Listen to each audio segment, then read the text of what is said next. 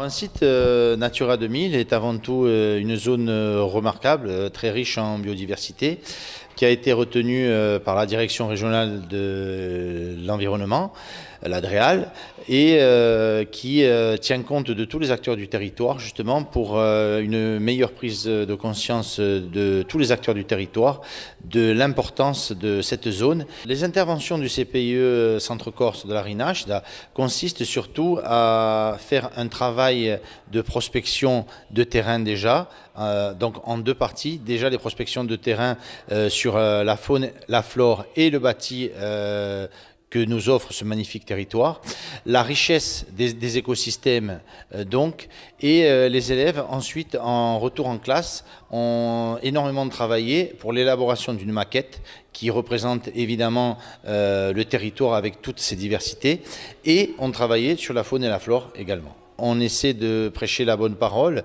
pour qu'ils aient vraiment une prise de conscience de préserver leur territoire face à ces richesses naturelles. Et très important, on considère que ce seront les acteurs du territoire de demain.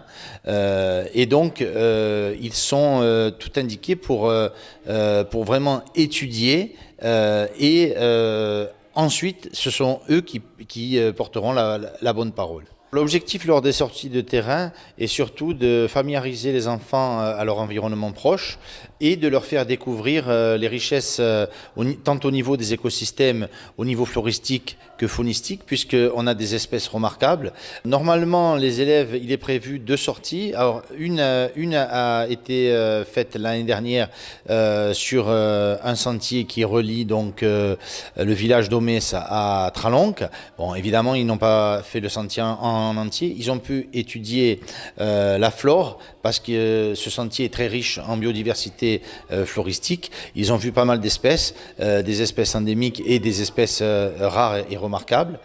Et ensuite, donc, cette année, ils ont fait une sortie sur la chapelle de Sant'Angelo où ils ont pu étudier les espèces faunistiques. Les élèves présentent leurs travaux où ils ont réussi à en faisant du modelage, à reproduire les espèces remarquables faunistiques.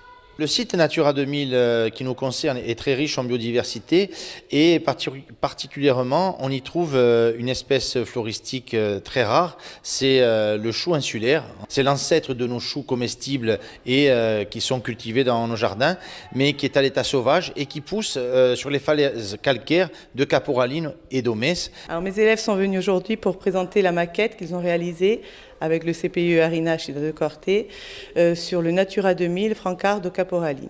Ça fait partie des objectifs de notre école et de l'école en général, de travailler sur l'environnement. Et donc on avait choisi de travailler sur notre environnement proche.